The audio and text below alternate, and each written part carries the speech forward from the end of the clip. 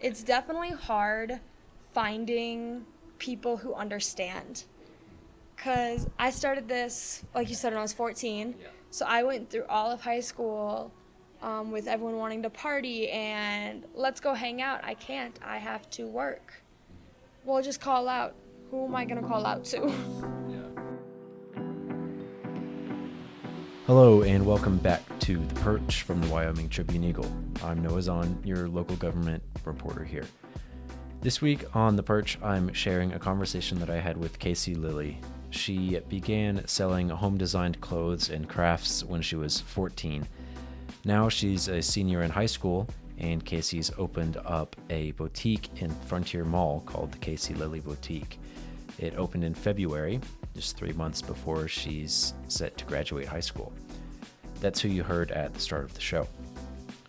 Our conversation covers how she got into the business and some of her concerns with tariffs from the Trump administration and how she navigated her life through high school while she was starting and running a business and what that looked like.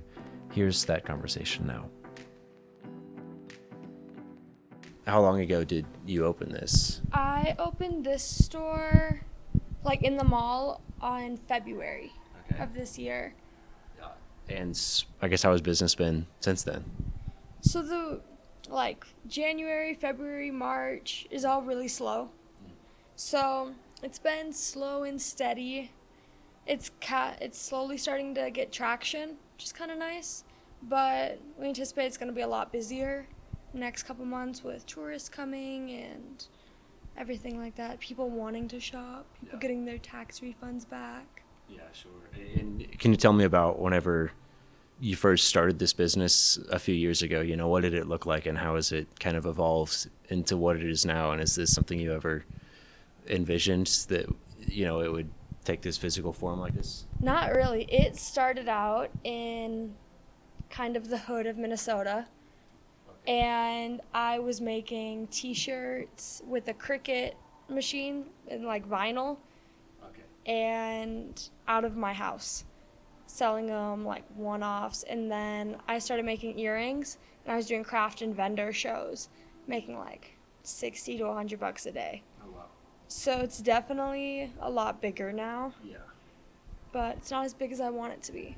So there's definitely room to grow. Yeah, I mean, I guess you just started this, but you know what?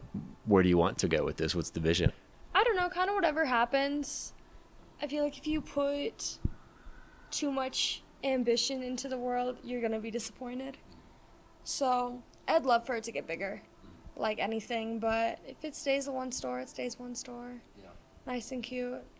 All I can hope is that it's profitable and not just a money pit.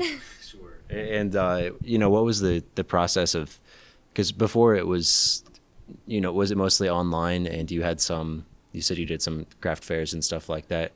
You know, what was the process of securing this place? And you were at the exchange on the military base first, weren't you? So, you know, that transition, what did that look like? And, you know, at the time, you were probably like, you know, 18 or 17 at the time going through that process. You know, how did you navigate that? So I was 18 when I first took over the base space. We were there for about 2 months, 1 month, something like that. It's like the beginning of December to the end of January.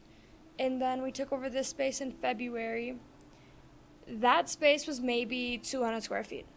This one is about 1,200 square feet. So it's a lot different. It's a lot bigger of a space. But it's kind of nice. On the base exchange, there's maybe 5 people that come in a day. Here, we're seeing more like 50 to 70 that walk in. Yeah. So that's pretty nice. Do you still have the base exchange open? Or is No. it just this? Okay. It's just this one. That one was not suited or ready for like a boutique. The clientele on the base is mostly men. Yeah. So I think they have a Jamaican spot Okay. in there now, which I guess does really well because it's food and men love food. Yeah. Fastest way to a guy's heart is through his stomach, right? Yeah. And you have some men's clothes, Yeah. it looks like, but can you tell me, you know, about what kind of stuff you have here and what you're target audience is? So right now it's mostly women's. We have a kids line, and we are working on expanding our men's clothes to make it more rounded. We have a lot of local people in here, so there's a brand called Lily's Creative Creations. She makes all the cups and the car coasters, that type of stuff. We have a painter who's 86 years old and still painting. He does little 8x10 oil paintings. There's a brand in here that's a cuticle oil made in Cheyenne called Bella del Cielo. I hope I didn't mess her name up.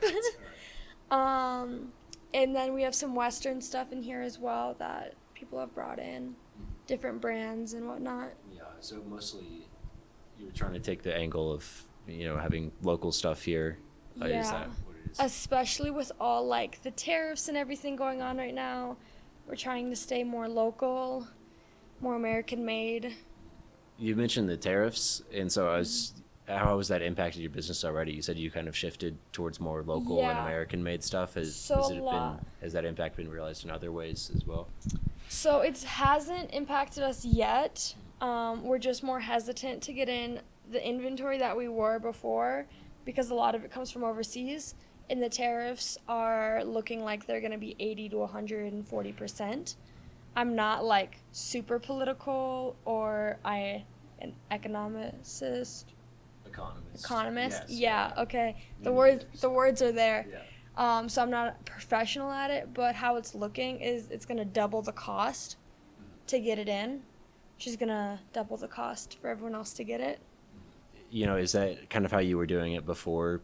You had this physical location. Was it mostly stuff overseas that you were shipping in and then reselling on your boutique? I had all the inventory at my house. That's pretty much the only difference. It was all in like 40-gallon tote buckets. Yeah. And then I'd get an order, I'd go find it out of the tote bucket, and I'd ship it out. Okay. Yeah. So we still do have a website. We still do ship stuff out on a pretty regular basis. So that's kind of cool.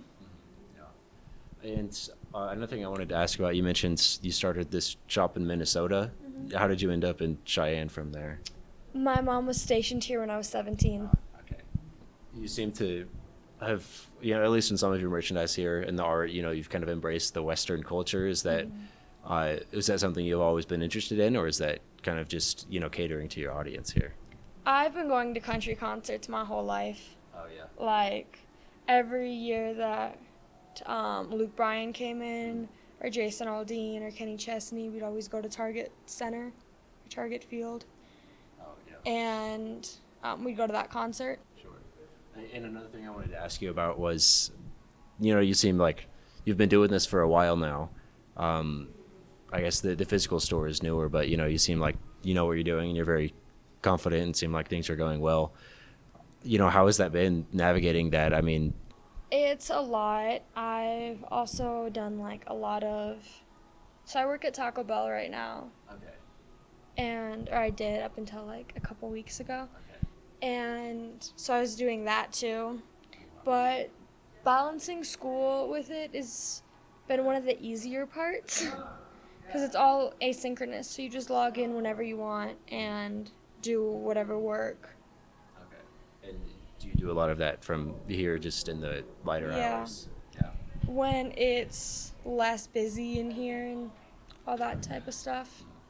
And do you think things will change after you graduate? Like, will you have more time to focus, or, wanting to? I think after I graduate high school, I'll spend that time doing like marketing and online stuff. I want to do events and that type of stuff, but I don't know what that'll look like yet. Do you know any other high schoolers who are entrepreneurs and doing this like you? Yeah, one of my friends is a construction company, and he's 17. It's definitely hard finding people who understand. Because I started this, like you said, when I was 14. Yeah. So I went through all of high school with everyone wanting to party and let's go hang out. I can't. I have to work. Well, just call out. Who am I going to call out to? Juggling this all through high school, did that, were you asynchronous online the whole time? No, I did my freshman year in public school, and then I was at East High School for my first semester. And then online after that? Yeah. Okay. Yeah. And so I'm doing my second semester online. Okay. Are there any things that you feel like people may not understand about, starting a business, especially, while you're in high school? Some challenges that may be unique to you versus somebody who's 30 starting a business? I don't have disposable income. Someone who is 30 or around that age has been working since probably 18 or younger and might have a nest egg set up and all this money. I did not have that. My mom helped me a lot when I was starting out, and she still does tremendously. But doing it, and everyone expects, like around my age, they're like, oh yeah, you own a business, so you're like a millionaire. And what the hard truth is a lot of businesses don't make profit for 3 years. So you break even, and then any money extra you put back into the business. So it's definitely challenging because they're like, oh yeah, since you're, so rich and you own this business, you want to take me out to the mall? I'm like, not really. Yeah. And I feel like it's definitely still hard if you're 30 or whatever age starting a business. But usually by that time, you either have enough money saved up to survive on, or your spouse is capable of providing enough to pay the bills that you can focus all your time and attention on the business.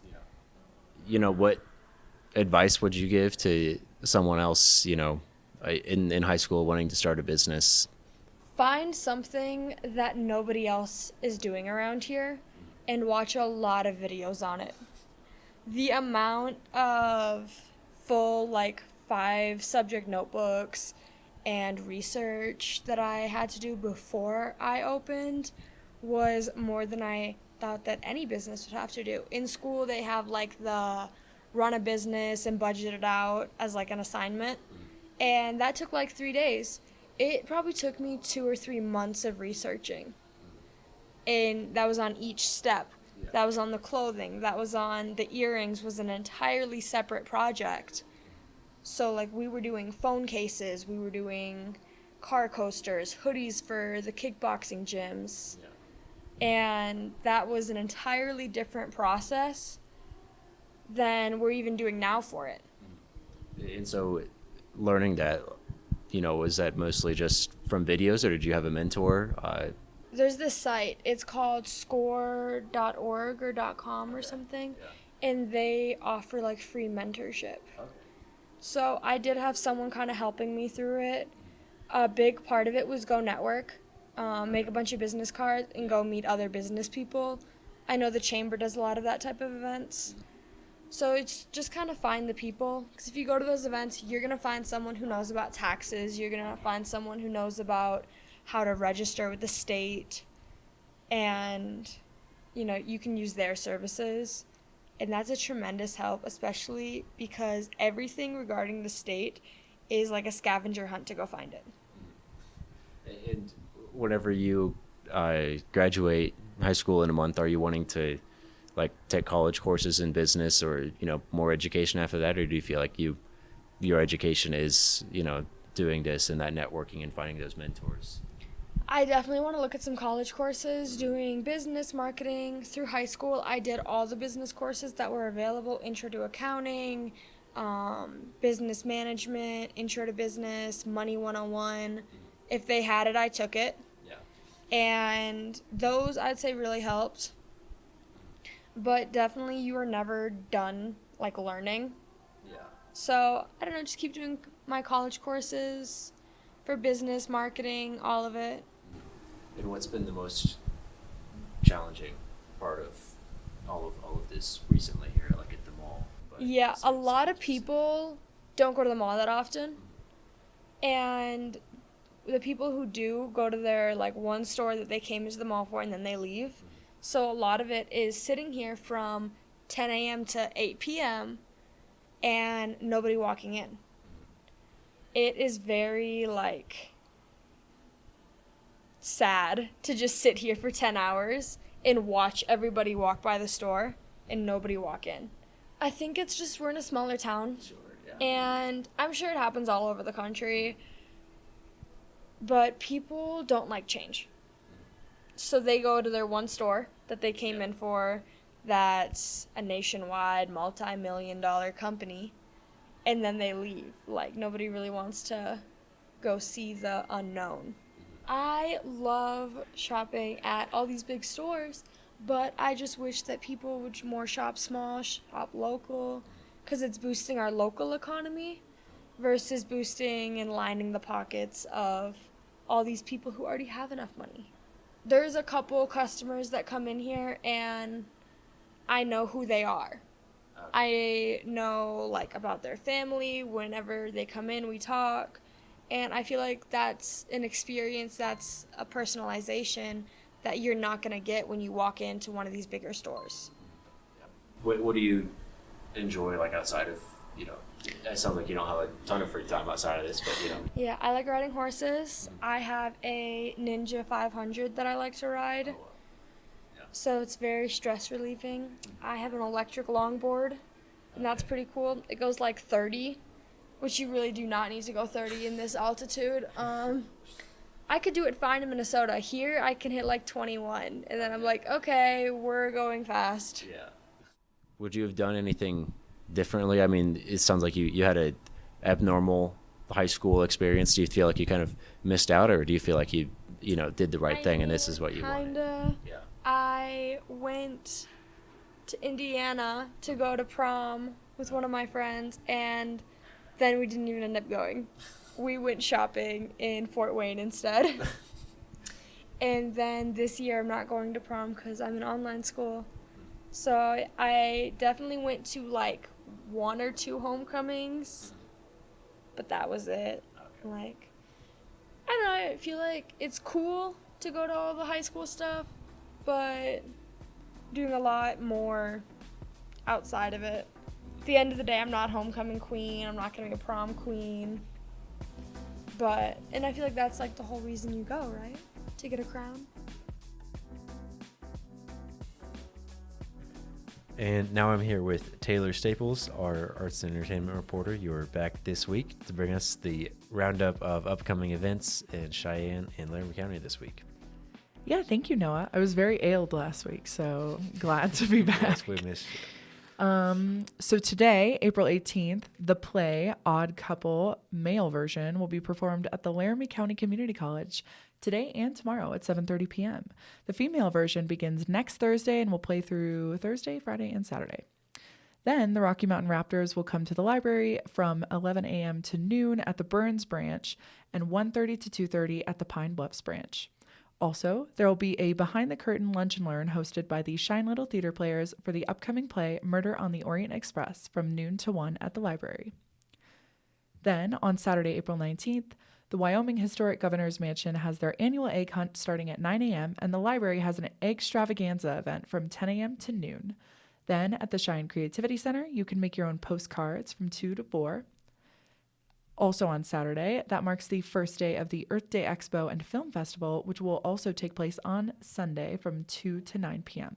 This event will be at the Unitarian Universalist Church of Cheyenne.